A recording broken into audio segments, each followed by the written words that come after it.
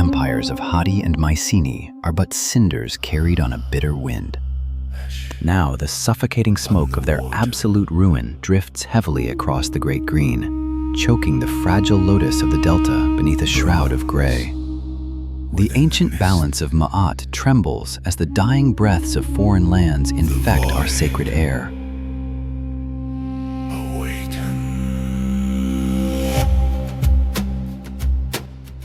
Listen. Beneath the sudden, frightened cry of the solitary marsh bird, the black water slowly begins to churn. The impenetrable dawn mist violently parts, revealing a terrifying horizon that bleeds with the jagged silhouettes of ships carved from foreign wood and armored in desperate, shattered bronze. The end of an age has finally arrived at the heavily guarded gates of Egypt. The cosmic wars of the gods are now dragged down into the choking mud of the mortal realm.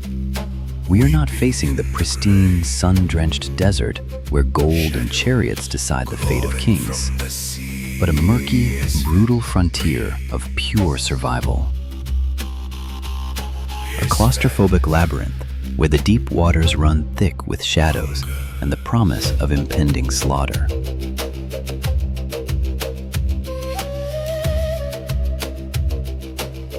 The air hangs impossibly heavy, choked with the thick volumetric fog of the morning and the deeply acrid stench of boiling pitch rolling down from the towering coastal watchtowers, wrapping the hidden Egyptian archers in a blinding, terrifyingly silent shroud of anticipation. Every shadow within the saturated, muddy greens and deep blues of the marsh conceals 1,000 ragged, shallow breaths. The terrifying, synchronized splashing of 1,000 unseen oars vibrates through the submerged reeds, an invisible heartbeat of sheer chaos marching toward the shoreline. They do not march with the pristine banners of conquerors. They crawl toward us as the ghosts of a starved, collapsed world. The suffocating silence of the delta is infinitely heavier than the loudest roar of any desert battlefield. Look closely at the trembling hands of the pharaoh's chosen infantry, where nervous sweat pools heavily in the deep hollows of their collarbones, and salt crusts upon the raw, blistered skin of men who have waited in the damp darkness for countless agonizing hours.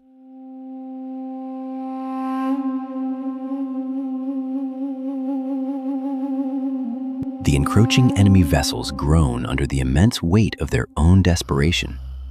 We see the sickly bloom of green verdigris clinging to dented, shattered swords. Weapons that have already tasted the blood of a dozen fallen cities across the crumbling Mediterranean shores. There is no glorious fanfare to announce this apocalyptic convergence. Only the deeply unsettling biomechanical rhythm of desperate muscles pulling against the relentless current, driving the splintering wooden hulls deeper into the claustrophobic arteries of our sacred, life-giving river. If they breach this muddy threshold, the light of civilization will be extinguished forever beneath a tide of ash. Ramesses III stands as the solitary pillar holding the fracturing sky away from the dying earth. He bears the crushing, unimaginable psychological weight of being the final living God King, tasked with holding back the complete unraveling of the world. Every command he issues is heavy with the devastating realization that he must butcher starving families to ensure the survival of his own.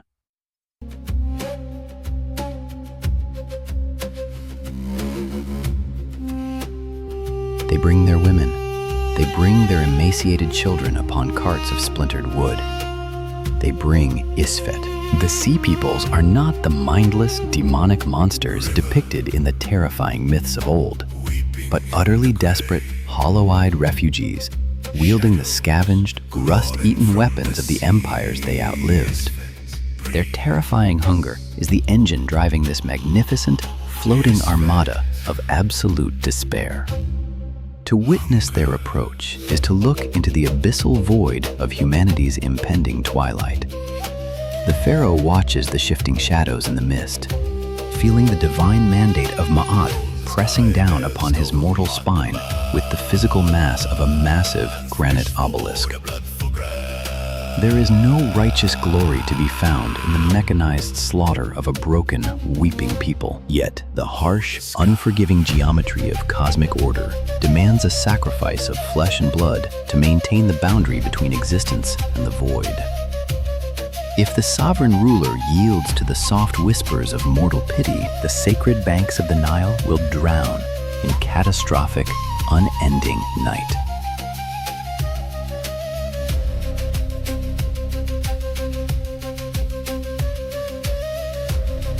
The divine burden is absolute and deeply unforgiving.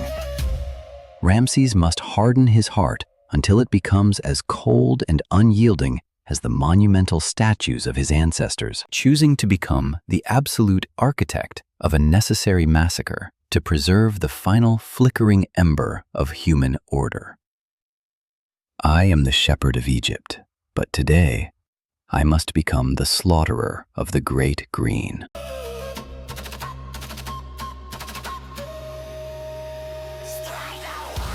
The agonizingly stretched cord of divine patience finally snaps, unleashing a storm of devastating mechanized death. The suffocating, unbearable quiet of the Delta is violently, instantly torn apart by the deafening release of 10,000 composite bows. A terrifying localized eclipse descends as a dense cloud of bronze-tipped arrows blots out the pale dawn, raining down upon the trapped, disoriented vessels with mathematical, merciless precision. The muddy waters immediately erupt into a chaotic, fiery hellscape of splintering wooden hulls and desperate, thrashing bodies. The fiercely aggressive, saturated oranges of burning ships reflect violently against the deep, murky blues of the river, illuminating the sheer, unadulterated panic in the eyes of the invaders.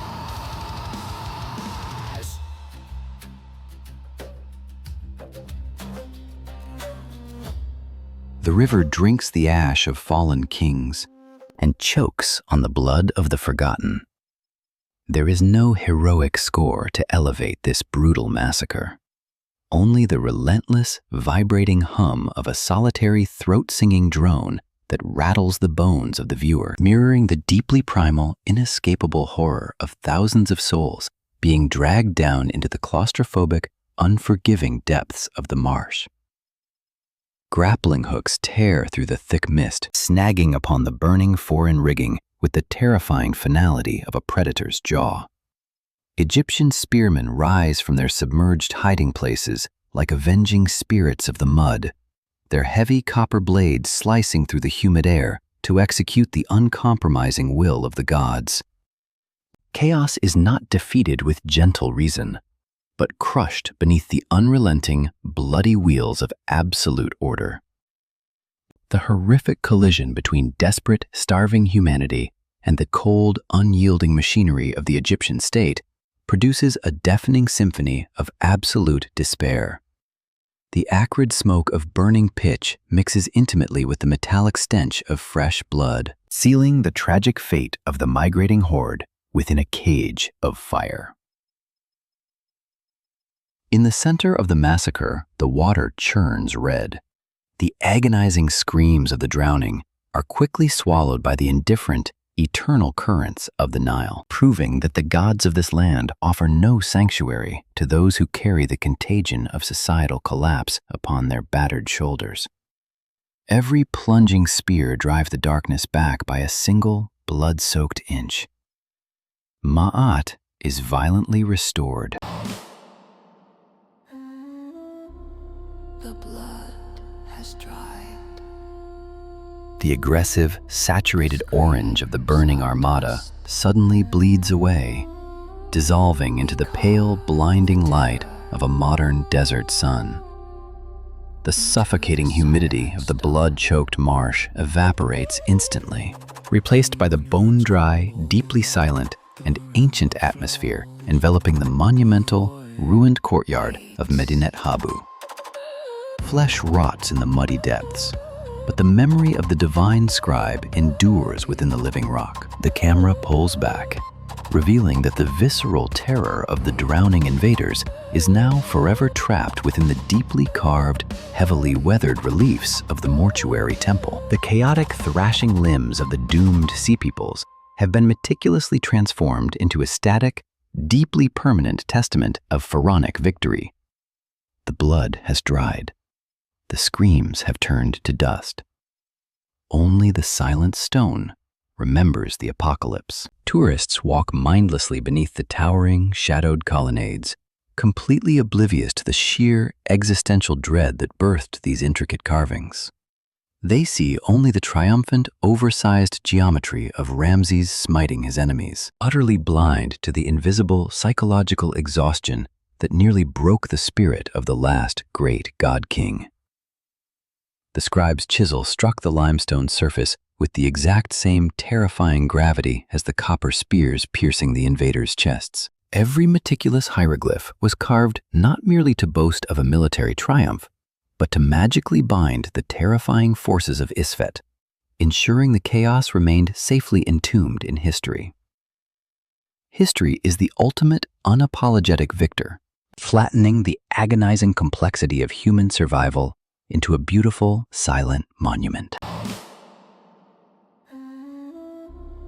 The blood has dried. The wind howls through the fractured, decaying pylons of the temple, carrying with it the microscopic dust of fallen empires. The very same ash that once drifted heavily across the Great Green to herald the violent collapse of the magnificent, interconnected Bronze Age world. We build our massive fortresses of order atop the fragile, forgotten bones of those who starved before us. The devastating truth hidden beneath the magnificent Egyptian triumph is the terrifying inevitability of cyclical decay. Ramesses III exhausted the divine vitality of his entire civilization to hold back the apocalyptic flood, securing a bloody victory that ultimately bankrupted the spiritual and physical reserves of the two lands. Even the mightiest pillars of eternity will eventually fracture under the relentless, crushing gravitational weight of marching time. As the shadows lengthen across the deeply scarred, immortal walls of Medinet Habu, the silent figures of the doomed sea peoples seem to writhe in the fading light, whispering a profound, chilling warning to whatever fleeting, arrogant civilization currently claims to hold absolute mastery over the chaotic, unpredictable earth. The blood has dried. No wall of bronze, no devastating volley of arrows, and no meticulously carved administrative decree can permanently halt the advancing shadow of cosmic dissolution. The magnificent triumph over the apocalypse was merely a temporary, desperately purchased reprieve from the ultimate, inescapable fate that awaits every monument erected by mortal hands. The tide of ash will always return, seeking the soft, vulnerable shores of a complacent, dreaming world. The river flows, the monuments crumble. The terrifying balance of existence exacts its heavy, inevitable toll upon us all. You who stand upon the ruins of the past, do not look upon the fallen with the arrogant luxury of pity, but with the terrifying, humbling understanding that you too are merely waiting for the distant, synchronized splash of unseen oars, moving silently through your own